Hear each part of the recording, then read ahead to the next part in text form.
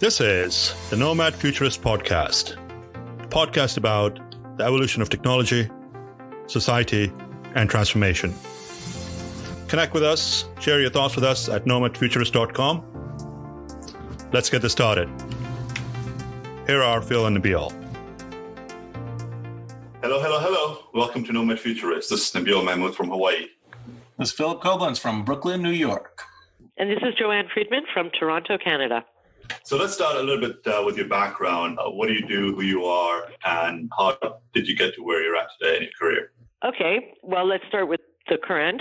I'm currently Chief Executive Officer of Connected Minds. My area of expertise and the company's area of expertise is that we are digital transformation coaches. And we use a coaching model because we see the topic of digital transformation as not only being multifaceted and multi-part, but as a continuum. You can't start at one point and not sort of segue into 10 or 12 or 15 others that have nothing to do with technology and everything to do with how business models are created. So what we found over the course of the last 4 years of deep diving into things like Industry 4.0 or advanced manufacturing, which is the sweet spot of our practice, is that it is a continuum of effort to move from a traditional business model into what most would consider digital business. And the ultimate goal is to create a digital business. That involves things like data as a service and so on, and how you're going to monetize data. In order to get to that point, you sort of have to look at it a little bit dyslexic, the end back to the beginning, and reverse engineer all of the business processes and business models that would go along with it. So we choose to coach because we realize that our clients don't necessarily need the hand-holding, but they need the empowerment of knowledge to be able to get them from point A to B. In other words, connect the dots between each of the components of digital transformation and so on. And I got to this point in my career because I've worn multiple hats over the course of more decades than I care to mention, but primarily because as an IT industry analyst, I saw the need in the market changing to be more comprehensive. Even though people have short attention spans, what they really need is the longer view. And getting to that longer view sort of means empowering them with knowledge and resources and toolkits and methods and models, things that don't normally come from the analyst world, to give them the full perspective of how they want to achieve their goals, and then help them by setting sort of a framework for them to follow to get from point A to point B. Going back in time, I was an IT industry analyst primarily for the last 20 years of my career. I moved out of the corporate world when Gartner came a-calling, their Canadian edition Metagroup, and I did that world for a period of time where I found it very interesting to wear a different mantle, meaning not one of a single corporation, but one of many corporations.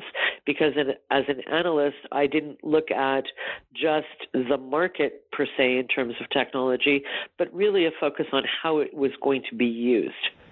And I've never been an ascriber to a one-size-fits-all model. You really have to understand what corporations are going to do with the technology that you're advising them about or recommending to them or giving them comparative analysis on and its landscape. You have to understand where it's going to be put in, how it's going to be used, so that they can avoid some of the traps of implementation. Going back farther than that, I worked my way up through the ranks of IT in multiple large enterprises in the pharmaceutical industry, and then in the discrete manufacturing side, high-tech electronics. Loved it. I've probably done every job there is to do in IT, whether it was developing or applications or integration, servers, you name it, I've done it. And what I found working my way up was that there were very few women. You needed to learn how to be one of the guys, and I think if I was to give a message to younger people about that part of my career, I would say persevere, but don't get pigeonholed. In other words, keep learning. And one of my personal goals has always been lifelong learning. What led you to getting into pharmaceutical, then into IT, and being an analyst to where you're at today? What was that transformation path? Well, my original goal was to be a pediatric surgeon, an orthopedic surgeon for that matter. And my dreams were quashed by a dean of a medical school that basically took me aside when I was pre-med and said to me, "You will never succeed, not because you're female necessarily, but because you have 3 strikes against you. You're under 5 feet tall, you're female, and you're Jewish." All of which made me absolutely headspun, gobsmacked, whatever word you want to use. And I said, "I'll prove you wrong." And this kind of went on for a semester and a half, and my grades were great. That was not the issue. I was not political. I wasn't sort of keeping my head down, but I was also not the biggest voice in the room. And the battle continued until one day he literally had me meet him at a hospital and stood me in an operating room in front of a table. And he said to me, "Go ahead, try and reach across it." It was literally just below my chin. And being the kind of person that I am, I went around, looked around the room, couldn't find anything, walked out into a hall, grabbed a box, brought it back, and stood on it. I said, "And your point is what?" And he said to me, "You'll never succeed. They'll find a way to get rid of you." This kept up over and over again. So coming from this great desire that I had had from being a little girl all the way through university to wanting to be a surgeon and having my hopes and wishes dashed, I looked sort of around at what else I could do because he ended up being proven right. Over the course of the next 2 semesters, the more interaction I had with people in the academic world, the more they kept telling me, "You can't, you can't, you can't." So I said, well, okay, maybe I'll do the next best thing. I had written some software at that point, got involved in a bunch of different things with IBM. And then over the course of time, I said, well, gee, I also have this other thing that he didn't even know about, which is I'm severely drug allergic. Best industry to join? Pharmaceuticals. I will be the proverbial canary in the mine. And I got involved in some projects within the first pharmaceutical company that I worked for that were very related to technology. And it suddenly dawned on me that this is the world's most creative tool. And I can play that tool however I want. Call it a virtuoso of technology. And I began to get involved in things that would really make a difference to humanity, whether it was working on campaigns that would help educate people about new therapies that were coming out onto the market, or get involved with how communications could be handled differently or data assets could be handled differently. I moved from one pharmaceutical to another and ended up getting some secondments around the world and seeing sort of an international perspective, something that I have enjoyed my entire life because my parents started me traveling when I was very young, and then I was educated abroad. So this sort of gave me more perspective on how technology could be used, but how it could be used for a human cause at a time when technology was just emerging, when the internet was just emerging as a vehicle for communication. So that sort of led me down the road of not only experimenting with different kinds of technology, but also finding out more and more about what the world was actually like in pharmaceutical, because a lot of people have a very jaded perspective of it, that it's just about money. And really, it's not. There's a lot of very dedicated people who have committed their careers and their livelihoods to finding new ways to solve a problem that hasn't been solved. And I think that's germane to what we're going through now in a lot of different ways. I have a fondness for people in research and people who are looking for complex problems to solve, and now coming to those of us in technology and saying, how can you help us? And then at one point in my career, when I had been around that industry for about 12, 15 years, somebody showed me a device, and I became very enamored with it. It was a very, very early design for a prosthetic, robotic prosthetic. And I thought, wow, what a great way to help kids. And so I became involved in it, and that started my transition into high-tech manufacturing and electronics manufacturing, and that took me into my next industry. Outstanding. Sounds like the perfect career. Is there anything that you wish you had known when you started out? Yes. I think I wish I had known that if you don't consistently move and really plan your career, you get stuck. whether it's in tech or any other profession, you can get pigeonholed. And I think for IT folk in general, we're given a set of tools and we're not given the permission, if you will, to use our creativity in ways that are not part of what is now considered, I guess, DevOps. So as I rose through the ranks, I took that life lesson, if you will, and I started applying it in a different way, in the reverse. I created teams that were very specialized, but I gave them the permission to create, be experimental, never worry about failure, that it wasn't going to be held against them.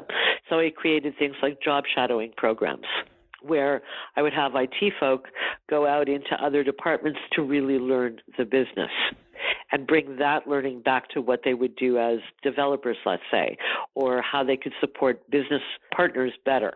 The lesson, if I had learned that as a younger person, I think I probably would have been a better contributor in some ways and a better collaborator, because I too would have had the permission to use my creativity. And I didn't really get that until later on in my career, once I had gotten into managerial positions, to give other people that empowerment, but to also start using it as myself. And that's really what kind of drove me into the world of the analyst, because I was no longer wearing a single corporate mantra. The only way I had been able to do that before was to participate in industry standards groups and to work with people from other organizations developing the specifications used by industry in their technology, whether it was through ISO or through one of the W3C or any of the major groups out there. I chose to participate and write those standards so that more people could use them, more people could adopt them. And I look at that as the creative outlet and the creative avenue away from the day-to-day managing of an IT organization in a large enterprise. You know, what's interesting is that you never really hear about people using the word creativity to describe people in technology. And I think that's, it's a unique element. Certainly I found it across my career that the two go hand in hand, staying problem solving and just staying curious in general. And trying to understand that there is not usually one way to solve a problem. There are many different ways to solve problems. And I think that's something that our listeners would certainly appreciate, is that the notion of creativity not being anathema to technology, you being able to leverage creativity in technology to take it to the next level is extraordinarily important. I would absolutely agree with you. I think the notion of IT folk is that we are collectively the definition of sort of nerdy people who look at either engineering or code or something that's very tangible, and that we're not really given the opportunity in our day-to-day lives in IT of being all that creative. And to me, that was always something that was lacking, because people are who they are. And to go into technology, I think one of the messages needs to be, particularly whether you're young or old, people who are in management roles within the technology organization of an enterprise need to understand that if you free up that creative spark in people, you'll get way better solutions, where innovation needs to come out of technology as well.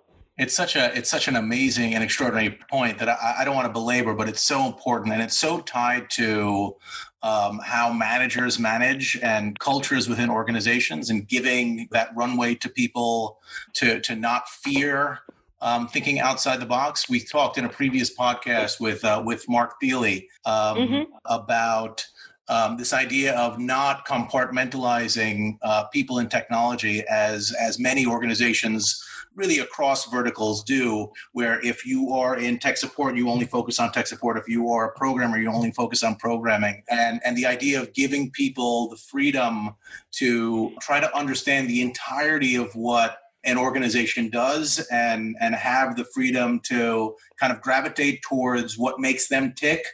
It makes it so much easier for those people to succeed, because when you do something that you like and you gravitate towards and you don't feel, you're forced to do, you do it so much so much more effectively, and happiness creates the ability Success. to be successful. Exactly, and Yeah. amazing point. I agree with him. I agree with you.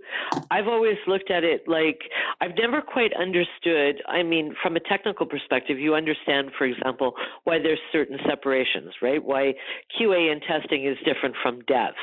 But what I've never understood is this siloism within IT organizations that, well, those people are DevOps and those people are, QA, or those guys only deal with servers and these guys only deal with feeds and speeds or plumbing or cloud or whatever. I look at the newer technologies like cloud or edge, and I see enormous potential to let people have a freedom to leverage a technical capability in new ways.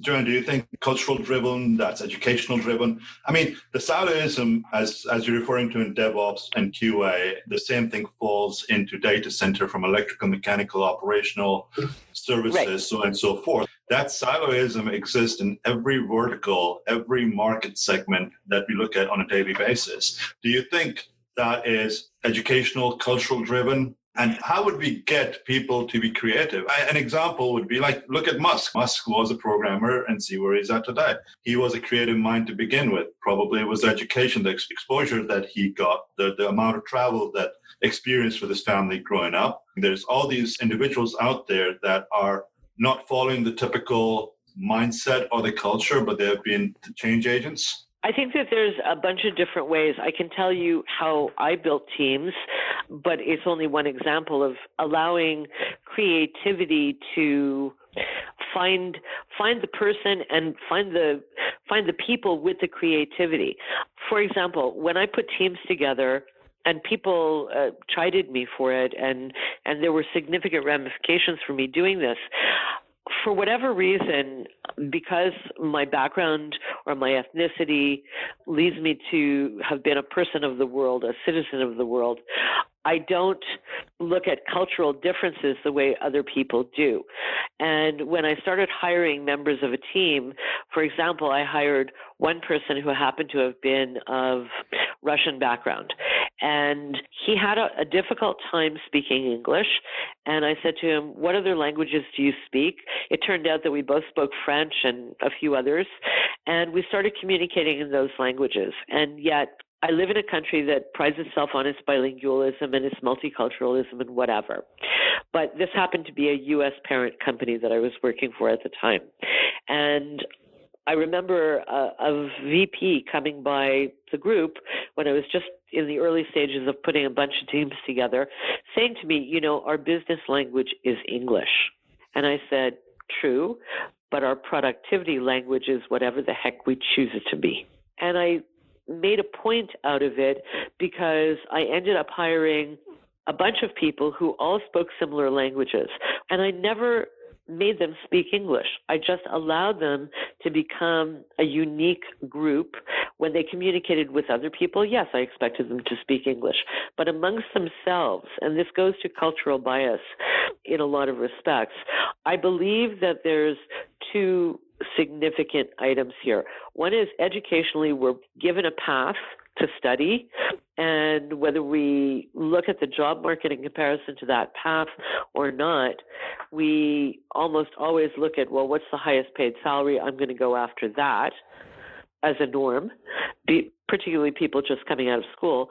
But also on the cultural side, I think a lot of people who come from other countries are told, go with the flow. And they're not allowed to necessarily express what they truly feel, and their barrier becomes a language. I believe it's more a cultural driver than the educational one that prevents people from becoming as creative as they could be. I think in general, you find, people are, especially in the corporate world, are creatures of comfort, and, they tend to move away from the universal language of productivity and having everybody row in the same direction. The notion of now everybody working in some way remotely and not necessarily being all in the same place at the same time, a lot of those more traditional ways corporations, had thought about, their work environment is being upended. And the people that embrace that, multiculturalism and ability to not necessarily focus on, a person's, cultural attributes, but more what they bring to the table from a productivity standpoint, is only going to accelerate. So in the current state of affairs, what are the biggest hurdles and what are some of your strategic focuses? You talked about digital transformation, remote working, remote workforce, work from anywhere. What are some of your strategic focuses? Well, the strategic focus is on process, because process is something that you can look at without necessarily having to have, a production, a manufacturing line, a shop floor in front of you. That's one of the strategic focuses, is getting people to understand that you can reverse engineer or rework a business process without necessarily having to be in the office. I mean, most people look at manufacturing and say, well, if there's a shop floor and people working on a production line, how can you do anything? You can't do anything with comms. You can't really do anything with the machinery. What can you do? So process is something that we're very focused on to begin with, but really it's identifying what are the goals that you're trying to achieve, like what's the outcome. Do you think the old guard is driving that? I mean, they grew up in a certain culture with depression, so on and so forth. They're the ones that like the bums in the seats. They're very monetary driven. Yes. Is COVID-19 going to change the thought process? It's accelerated the path of the half digitization that we have actually experienced in the last decade. We've been talking about it for more than a decade for digital transformation. Do you believe that COVID-19, as it's transforming our lives and it's affected the workforce, it's creating a culture for working from anywhere, working from home, working anytime, will that help change the mindset of the old guard? Will it help with the organization change management that's been needed? Yes, absolutely. And I'm seeing it in a variety of different ways. I'm seeing it from people in let's not call them small business, but let's say mid-tier manufacturers. Certain companies are coming to mind. Take an example, like Bauer. Okay, they've stepped up. They've created PPE, face masks, because they make hockey equipment. The face mask on a helmet is not that much different, really, than the personal protective gear that hospital workers need. They've open sourced the design. They've let anybody else create it, and they've switched production to be able to make that. That's an example of a company stepping up. But where I'm going with my comment is that I think the COVID-19 has brought out the creativity in everyone, whether they're volunteering in organizations or they're just looking at how can I help, in a concrete way because I'm a manufacturer, because I'm an industrial designer and I can tweak a CPAP device or a BPAP device or even a snorkel to become a quasi-ventilator. Something can help. And so I think if there's any silver lining in the pandemic at all, it's that it's gotten people out of their professional silos, whether they're in technology or not, to say, hey, I have an idea for this. Let me find other people who have ideas. And I think that this is going to spawn this notion of what used to be called blue ocean thinking, the big picture thinking, that people are going to start looking at their day-to-day jobs and not falling back into the silos and norms that they had before, because now they've found solutions, they've found communities, or what they believe are solutions, I should say, and found communities that support them, no matter whether they're in one company or one office, but anywhere in the world. I mean, if you look at some of the organizations that are with large memberships, 12, 15, 30,000 people, there's a whole maker community that has stood up and said, hey, we want to help and here's what we can bring to the table.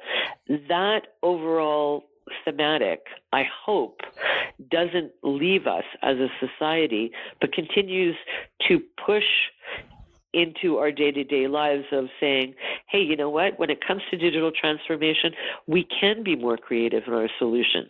We can take this piece of technology and use it in a slightly different way than we would have done previously, and now have better results.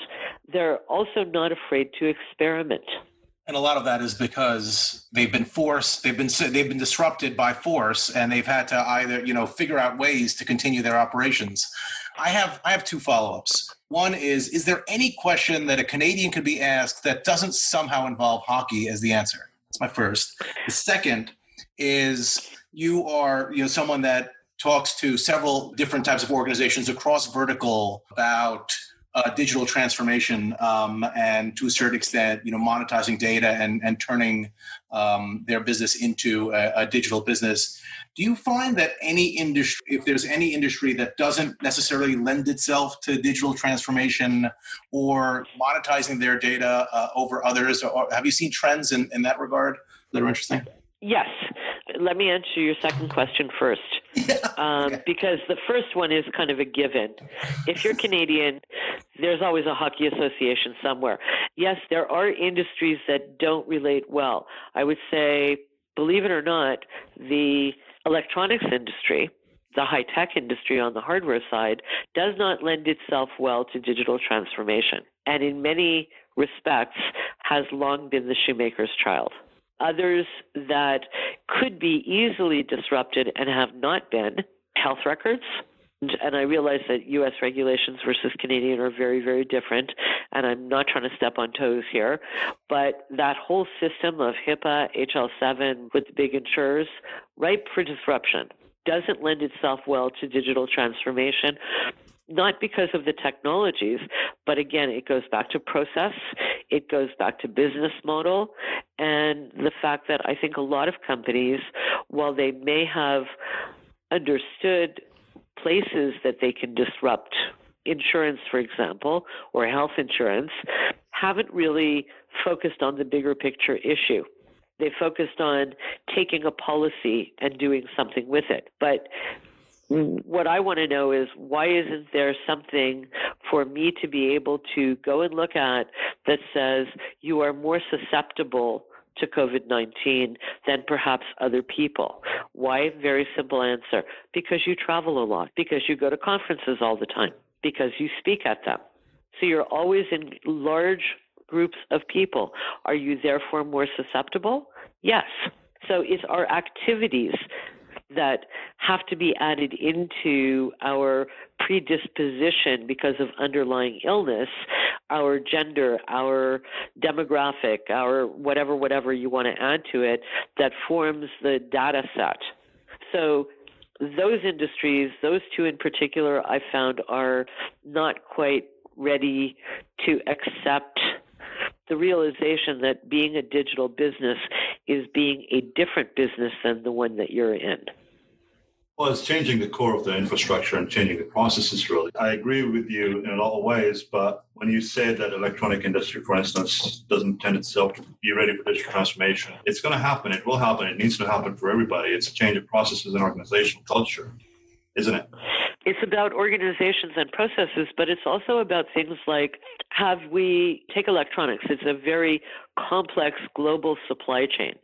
They pretty much seem to have offloaded the digital transformation to the suppliers before they started adopting it for themselves. I mean, if you look industry-wide around the world, not to call out one country more than another, but in the U.S. you have a lot of very large, big-name behemoths of the industry who are really not well down the road of digital transformation where they should be, because they seem to forget that as an industry, they feed 11 other industries like automotive and aerospace and defense and, consumer electronics, et cetera, et cetera. And I'm not talking about like your headphones. I'm talking about the boards that go into your refrigerator or any other IoT device that's now coming out. The point that I'm making is that it's It's about offloading to a partner who you believe may be more oriented towards doing digital transformation than you are yourself, which bodes the question, well, what are the processes that you're actually still doing? We're no longer in, let's say, 30 or 40 years ago where there's large vertically integrated manufacturers. They've all outsourced for cost savings. So is COVID-19 going to make them rethink that business model and therefore they'll start adopting digital transformation sooner? Sure. I mean, at the beginning of COVID-19, I reached out to a bunch of people I know in the electronics industry and said, why aren't you guys stepping up? I mean, after all, you make boards. If you make boards, you can make boards that go in ventilators. So that really goes back into your creativity discussion. Right. As human beings, we've gotten into the comfort zone and we don't want to think out of it. It's working fine. It's working fine. Why fix it? It's not broken. Why make processes simpler, easier, better, and unified? And that's just the mindset. So that's like the change of the old God. And with this hockey stick effect, again, I apologize for referring to analogy over here, but with the hockey stick effect with COVID-19, it's going to hopefully transform these businesses and these industries and get us into Industry 4.0 relatively quickly. Well, I would hope so, because I have a very specific perspective on Industry 4.0, and that is that it is if you dig deep enough and go through the manifesto is what I like to call it, of it, you find that there are 4 or 5 design principles that really dictate the way it needs to be done. And the case in point that I would make is that those design principles support what is actually an optimization strategy. And there's a lot of people who've written many, many works about this. I'm in the process of writing one myself. But in the notion of Industry 4.0, what you're optimizing to get zero time to value, meaning as close to zero as you can get, rather than 24 months or 18 months or whatever, in terms of realizing the value of something, is the notion that it's time that's being optimized. Time, think about all the endless meetings that we all sat in for years and years and years. How much of that time could be taken away from the overall production of something by thinking outside the box, by being more creative? And I think that's where getting to Industry 4.0 and these higher level concepts and more thought process before you embark on it really speeds the actual journey. I mean, part of what we do professionally is help companies shorten that digital journey, because 4 years, 5 years, it's obsolete in year 2. Go back and reinvent. You can't continually be on that treadmill. You have to think about the longest term picture and then work it backwards to be the shortest amount of time that you actually spend. Because technology itself is changing so rapidly that what you put in today, AR, VR, mixed reality, whatever, is going to be completely different in a year from now. So why obsolete yourself out of the gate? So I think the whole notion of the pandemic and people having to be more creative, not only in their work environment, but generally speaking, going to those design principles, and I can give you a concrete one in specific, if you like, is looking at how you can optimize time in a better way by using that spark of creativity, by being curious, by experimenting, by not being afraid to fail. And companies that take that mentality will succeed a lot faster. And those very high failure rates that we still see 11 years after Hanse Mass and Industry 4 was first announced to the world, will start to come down significantly. Continuous education, organizational change management, and leadership are some of the driving factors. I think leadership is a big one. I think those companies where leadership is stuck in 1995, this should be a wake-up call to them. First of all, that IT is not just about keeping the lights on and feeds and speeds and making sure that everybody has what they need, but that we are creative thinkers, we are problem solvers, and sort of they need to adapt that mindset that we're capable of a lot more. It has to be a cultural shift from the leadership perspective, but it also has to be a less business model driven leadership approach and a more futuristic business model approach that has to take place. It's not rip and replace everything. It's take what's best in your organization and kick it up a notch or three to get to where you want to go. Exactly. Well, that's the whole premise of Nomad Future. We want to have these shaking conversations and disruptive conversations and give people a different mindset of thinking outside the box and be creative. So let's talk COVID-19, the monkey in the room. Yeah. It's transforming our lives. You've got a great background, particularly coming pharmaceutical and the medical industry and getting into tech space. So it's really affected all of us. The normal state that was yesterday is no longer normal today, and it won't be the normal tomorrow. In your experience, in your world, how do you define that normal of the future? Normal of the future is going to be, I don't think the word normal actually applies. Norms are something that, large numbers of people adopt as a habit. I don't think that we're quite at the point where we know what those habits are going to look like. I would say probably for the next year or two, we're going to see a major shift in people telecommuting and remote work definitely being part of the enterprise culture. I think very quickly companies have come to the realization that there are certain things that they never kept track of. Like I had this conversation with a young lady the other day. When we all went to offices, some of us remember the days when offices actually had four walls and a door. And it gave us think time, it gave us privacy, it was a great arrangement for many, many people. Then they took the walls down and we all went to open concept. And most of us have a really hard time with that because we get distracted by noises and people around us and whatever.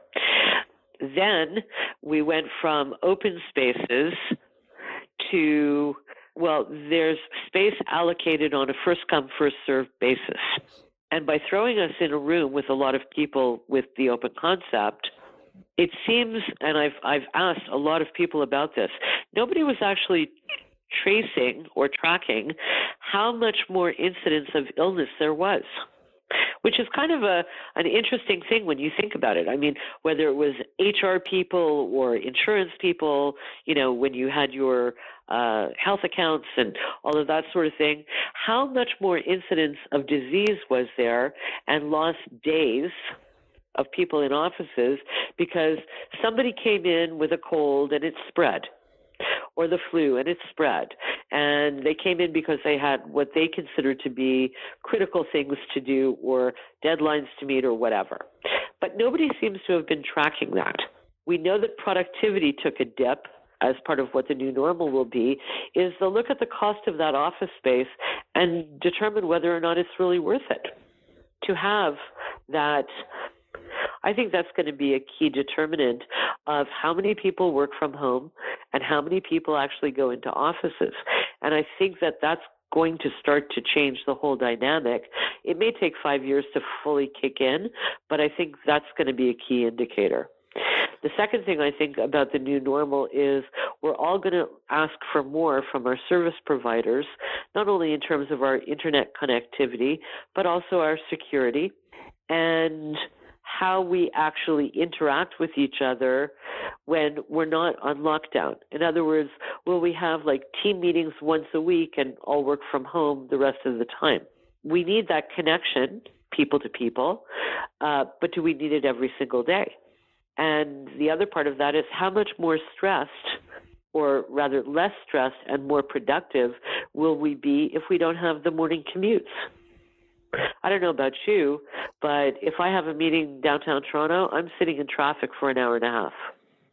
And I would suspect in New York, it's probably something similar. Hawaii, well, you can just walk down the beach. I think the realization is going to hit leadership in companies that the cost of that office space is really not justified by the loss in productivity, whether it's just because of noise and distraction or illness. And I think that's going to come up as a key metric.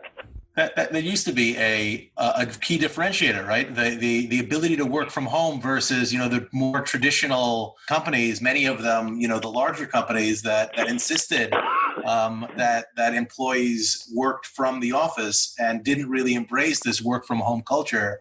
In order to get the best talent now, I think it's going to become clear that any of those companies that don't embrace a significant portion of their working environment from home are going to have to evolve, or they're going to be disrupted themselves just by not embracing them. Yeah, I completely agree with you. I think also, and I don't normally go down the road of gender specificity, but I would think for women who have young children, they're going to want to do it even more than they ever did before. Now, I don't necessarily want to go down the road of gender inequality and all of that sort of stuff, particularly in IT, where it is rampant, by the way. But irrespective of that, I know that when I had my son and I was having to drive across a city or commute across a continent every weekend, it was tough and it's stressful. And there's something in Harvard Business Review by a gentleman named Ringel, who is an epidemiologist, and the piece basically talks to the health of business travelers or people who are constantly commuting. In the case of women, I can't tell you how much I would have loved to have been able to be in the same place as the same city as my son when he was growing up, so that I could every once in a while be able to pick him up after school at 3:30 in the afternoon. If women are allowed to do more work from home, it's not about the daycare necessarily, because they still may need after-school programs and stuff like that, but it's the ability to go and actually say, "Hi, child, this is me, your mom. I'm not just the workaholic you may see," to spend some quality time with them during a day, whether it's a half an hour or, from 3:30 in the afternoon onward. It's also, I think, going to change the hours which people work. Whether we acknowledge it or not, we all work on a 24-hour clock, whether it's by geography, by clients or customers or suppliers that we have to talk to in another part of the world. We have put ourselves in a position of working almost 24 hours on a 24-hour clock, 6 days a week, 7 days a week. If we can work from home, we can create ways that we can interact with our family, decrease our stress, be more productive, and be happier people, willing to take on more, as opposed to I have to spend an hour and a half driving to an office and an hour and a half coming home. I don't get to see my child. I'm harried every which way I turn around. How am I going to actually be productive by the third day of the work week? I think it's an incredible point. I've heard a lot from colleagues of mine that are, in the finance world, that were traveling constantly, that they now have a newfound realization since they've been, with the stay-at-home orders, of how difficult it's been on their family in a way that they would never realize, because, there was this kind of expectation that this is their life and they're traveling around all the time. So it's not like they were necessarily in an adversarial relationship with their partner or their wife or whatever. And it was never really brought to their attention that it was, so difficult. But now that they've been at home and they see how much is involved and how much more, they're able to participate, they have a realization of how difficult it was for them to leave on the rest of the family, and how much they've really missed by not being there in a way that was not clear to them before. So I think from that standpoint, a lot of families, I know there's a lot of trending social media stuff about COVID divorce and whatnot, but I think a lot of families are going to have a newfound appreciation for their families, and trying to determine, if you ever get to the point where you can go back to traveling, really prioritizing when you're going to do that. Yeah, no, I would tend to agree. I mean, in my case, I had a spouse who was local, who was, ready, willing, and able to step up when I wasn't here. I had to travel a tremendous amount. And I would say, just as an example, if I added up over the number of, over years, the number of months that I actually spent in Silicon Valley over a period of 3 years, it was close to 11 months. Literally back-to-back trips. So, hell, not as glorified as people like to think. I mean, I'm sure you've had the experience where people will say to you, oh, wow, you get to travel. That's really cool. No, it's not. It's really hard. And, this study that I was referring to before makes a good point, because it talks about the conditions that those of us who travel so often face, whether it's a question of alcoholism or obesity or back issues that we all seem to have. And then there's a whole mental health component, the stress of it. I mean, I realized when I stopped traveling as much as I did to to not travel as much and find associates around the world who could represent the company or become employees that could be in another geography, it was like I had to almost mentally check myself into a rehab facility for being an adrenaline junkie. Because you live on adrenaline, and your family does pay the price for it, because when you get home or when you go on vacation with the family, it takes you like a week to come down off of that, because you're constantly go, go, go, go, go. So yes, people, I think, will value their families more, but what's even more important is that the leadership of their employer starts to recognize that this is what they have given up. And this is what accounts for the stress-related illnesses, the kind of lousy mood that people are in, the fatigue, the overwhelming feelings that people have, the anxiety levels that they have. If the employers start to recognize that they would be that much more profitable if people are that much more productive, because you're not forcing them into this sort of mouse wheel, then I think we'll all be better off. In general, the idea that everyone is so ubiquitous and everyone across the organization, really across the planet, is experiencing the same thing, that kind of shared experience of it will probably bring, the HR managers or the other type of managers that implemented those types of rules and regulations, to embrace that thought process, because it's happening to them. It's not just something they're hearing about from a third party. Well, I would think as well that this is the other part of business, I think, that's going to have a major overhaul in the next couple of years, and that's the HR function, period. It's not to say good, bad, or indifferent about HR.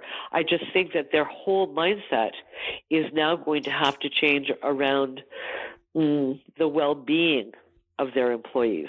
It's not that they didn't care before, but take some of the rules away, let people have a life in a way that they've now begun to experience for themselves, is going to shift the way HR policy is done. I think we're going to see massive change in that whole organization and the way organizations actually work. I think it's going, from a North American perspective, it'll become more European, where there is quality of life. And if anything that I learned being in the pharmaceutical industry, it's that if you sell quality of life, you better be treating your employees with great quality of life. And they really do. And it's something that I think a lot of other industries could learn from the pharmaceutical industry. Absolutely. The idea of work-life balance, if you're going to the office every day and you have like a standard 9-to-5 job, and you go into the office, that separation between, being at work and being at home is distinct. And, for someone like me, likely for someone like you, certainly for someone like Nabil, we've kind of always, in terms of our exposure to technology, always been kind of on the front lines and 24/7 and always accessible and always kind of on duty. But I wonder if there's something that people need to think about as time goes on, as I start working from home more, in terms of actually making sure that they're actually present for their families, even though they're at home while they're working, they're not really that present, and how to embrace that so people don't end up burning themselves out because everyone is now sleeping in the office. I think depending on the profession that you're in, there hasn't been the 9-to-5 job for many, many years. And we as employees or business owners or consultants, we've always made the time to accommodate for our customer or our client. One of the things that I adopted a few years ago when I stopped traveling as much, I still travel, but certainly not to the degree that I did previously, was I made a point of telling people I am not available at between this time and this time and this time and this time, whether it's for, Europeans or people in Asia. These are just unavailable times, and it's purposeful. And I started doing it probably 20 years ago. And at first it was like, well, that's not very accommodating, was the response, to be able to say, I deserve a life. And I think that mantra is one that takes discipline more than anything else. For me to say, no, I'm sorry, I have a life. Whether I say I have a life in my head or just I say, no, I'm sorry, I'm not available to someone else, the principle is the same. I don't know if you agree with that. Totally. Gone through this personally. This is really life transformation. One of the things that I talk about in the whole digital transformation, experience transformation, and organizational transformation is we've got it wrong. We've had it wrong. America, we've had it wrong for a long time. We talk about work and life balance, and it's wrong. It needs to be life and work balance. Life comes in first and work is secondary. Yeah. Well, it's either you live to work or you work to live. And I think, for years, I had a lot of European colleagues, and when I worked in Europe and when I lived in Europe, I couldn't understand, wow, certain countries, the rules are you get a month off for a winter vacation and you get a month off for a summer vacation or 2 months or whatever, that there was a lot of vacation time. And how could these companies actually be all that profitable, et cetera, et cetera? Yet they're some of the biggest in the world. I get it now. It's the same mentality that I started putting that into practice that I think the world at large is going to start viewing it the way perhaps the three of us do, which is we got it wrong and we had become slaves to our professions. It doesn't mean that our services or our intellects are to be diminished in any way. If anything, I think people should be lauded for standing up for themselves and saying, I deserve to have a life. We all need a voice. Yes. Culturally, we have actually lost that voice. We've lost that creativity. We are just a part of the system. I call it the glorified slavery America never actually got out of it. Just changed the guards. Anyhow, a lot of good stuff was going to come out of COVID-19, so we need to start thinking positive, work from home, work from anywhere, going to actually embrace the concept of equality furthermore, as we have in the last decade or more. So, Joanne, what gets you excited? As it entails to technology, what kind of tech are you looking at? Is it the next self-driving autonomous vehicle? Is it the autonomous drone? What is it that keeps your juices flowing? Oh, there's a lot of them. Cobotics is probably top of the list right now. What I'm very interested in is a cobot is designed to be not an industrial robot, not a little, thing that runs on the floor, a vacuum on steroids, but rather the robotic helpers that we're all going to have. And what really intrigues me is the interfaces and the dynamic of conversations with cobotics. So let's assume that, we didn't change the world in this conversation and people still go into offices and there's cubes and there's little cobotic helpers around their office spaces that are designed to do not just some mundane tasks, but to really be helpful in a sort of cognitive way. What is the conversation between me and my workmate, this cobot, going to sound like? Do you say please and thank you to a robot? That maybe Canadians do. I doubt Americans do. Well, but it's a good question, isn't it? Are you going to say please and thank you to your cobotic helper? What is that dialogue going to look like? Where is that interpolation of data going to come from as it comes from the AI device behind the robotic face to me as a human being? Will it say 4-letter words if it doesn't like something that I do? I mean, there was just this whole thing about intellectual property rights and the fact that I guess the Supreme Court has decided, or whatever body it was, I just read about this very briefly this morning, has decided that robots actually cannot create in the sense of intellectual property law. How is that relationship going to evolve? That's one part of technology that really, really fascinates me, because I think it's the same issue of whether I get into an autonomous vehicle and interact with its computing capability, or if I have this cobotic helper sitting next to me in an office space. That dynamic, that whole interaction, is it going to sense my body language, or is it just going to be able to understand my words? How will I deal with it from the human's perspective? Yeah, it depends on the program. It's got to depend on the programmer, right? Yes, but if we look at machine learning as it is, it's not situational. And that's, I think, a key factor that's missing from how we're doing machine learning and AI right now. It's not situational. It's repetitive. It's task-oriented. It's a very long if-then-else statement. Yeah, it's again very siloed as well. Right. Doing just simply one function, and that's our definition of machine learning or AI. We're not looking at the bigger picture. No, we're not looking at the context. We're not looking at the situational analysis, this notion of cognitivity that will come probably in the next 24 to 36 months. It'll come up as, hey, there's a fly in the ointment. So in many science fiction movies, and with these cobotics, many science fiction movies present this dark vision of the future. Are you optimistic or pessimistic about the future of humanity? If you had asked me yesterday, I would have said I'm doom and gloom. And that's because I was reading information from National Health Service in the UK about children and COVID-19. Today, I'm in a more optimistic mood because I see opportunities for new kinds of analytics to come up to sort of snap our attention back to the fact that we are one humanity, that we should treat each other as we are humanity, not a bunch of bots. I don't think that we're going to allow things like AI to run our lives in ways that many people think they can, that would represent a dark side of humanity.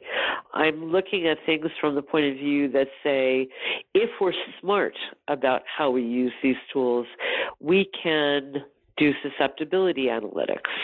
We can leverage those autonomous vehicles in ways that keep people safer. If we get smart about it and put a humanistic side into technology, which has long been lacking, then the future of humanity is brighter.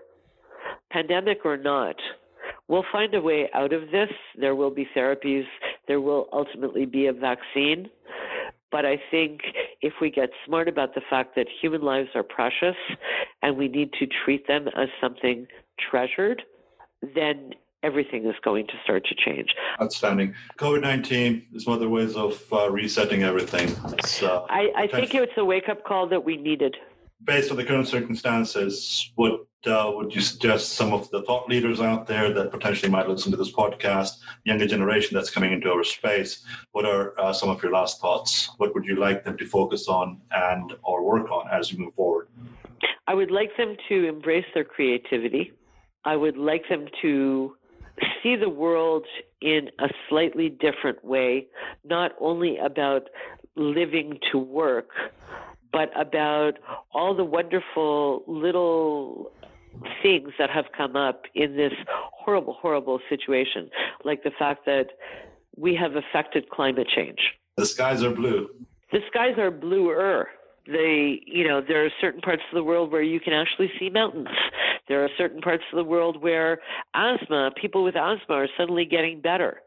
It's forced us to look at nature and climate change and all of those kinds of things in a different way. Now I keep hearing this notion of the food supply chain breaking or being broken and people being ordered into factories to, produce meats. in the U.S. And I look at that and I say, well, gee, I've been a veggie grower for a long time. Why not? Why can't we learn to live within the climate change condition, take it seriously, start doing more for ourselves? I think, if anything, I would like them to focus on the idea that we can do a lot of wonderful things together, but the world does not have to run on the word convenience. And I think that's what really has fallen by the wayside. Not everything that we do, say, or produce has to be done to be convenient. This has been great. Nothing lasts forever. Markets will come back, currencies will rebound, businesses will go on, and we'll all move on. That could happen next week, next month, or next year. I'm confident that those who prepare rather than panic will come out of this stronger. Thank you for joining us. This has been brought to you by Nomad Futurist. Check us online at nomadfuturist.com.